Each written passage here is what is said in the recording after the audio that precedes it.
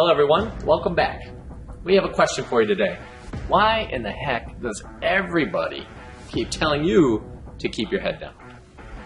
So before we get into it today, we would love to know, leave some comments in the comment section below. Tell us, why do people say that to you? How many times have you heard it? Do you find yourself giving that advice to others?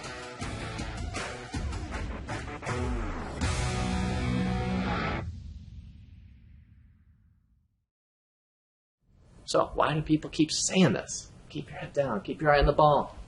Why do you think people keep saying it? I have no idea. I have no idea. And truth be told, I think it's because they don't know what else to say. It just maybe makes sense in their own head, but it's actually killing your game and hurting that player way more than it's going to help. Killing you. Yes. Killing you. Now, if you've heard it 1,000,001 times, please, it's not helping you. Otherwise, you wouldn't be watching this video. If you've been telling people that, like your wife or your daughter or your son or whoever, stop. We could be done with this video right now. We could just stop. That's true. No. Show us two different versions. The keep your head down player and the swing all the way player. Yeah, so here's a player that you never see on either the LPGA Tour or the PGA Tour. Ever. Ever. Here we go. I haven't seen it yet. Been watching golf my whole life. Ugh. Good God. Pretty solid, huh? Yeah, well, good for you. Nobody any good looks like that. Nobody any good looks like that. So everybody walks through the door here at GLA thinking that they have to keep their eye on the ball or their head down because they've heard it forever. Cool? But nobody actually looks like that. That is true. So it doesn't even make sense. So having said that, show us a different type of way, something that we see on TV, what good looks like. Yeah, so, I think it might even be important for all of you at home to understand why you don't want to keep your head down. So first of all, when I was keeping my head down that entire time, that just hurt my back. You okay, man? Yeah. You see the boys at Tri Cover? Yeah, they're right across the street. I might have to go see them now. Because anyway, after the ball is gone or as you're swinging, we would say it's really important to actually keep that head rotating with the weight of the club because it's going to keep your body rotating. I'm not flexible enough to keep my head down the entire time. My body isn't equipped to allow the rotation to continue to occur if I'm trying to do that.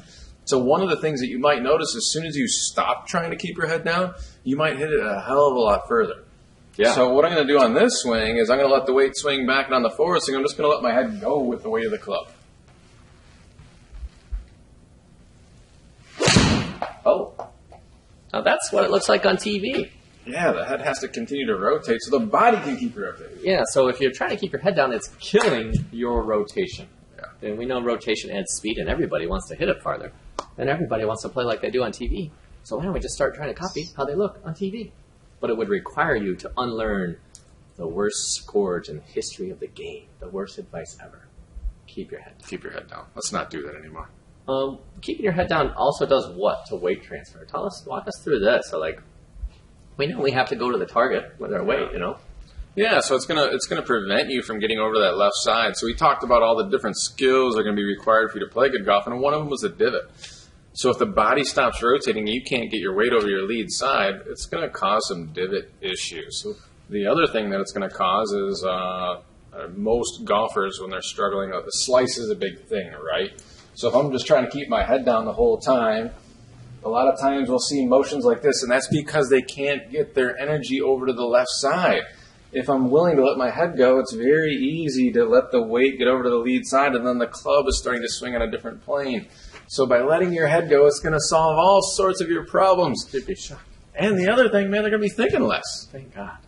It's one less swing thought that you'll have. So pitch it. Yeah, so back to the free swinging motion, we're going to have to remove the constraints. We're going to have to unlearn some of the constraints. So if you're out there trying to keep things down and keep things restricted, that's not a swinging motion, and it doesn't even look that way on TV. That's true. So stop doing that. You do not have to keep your head down. It would help you, in fact, to let it go like Ben had demonstrated, and you'll be shocked. And then when people tell you that, you can know in your mind that, they're probably not a professional, they're probably not a golf coach, they're probably just telling you what they think they have to do, which is what people have told them. So really they're living from their perspective, not yours.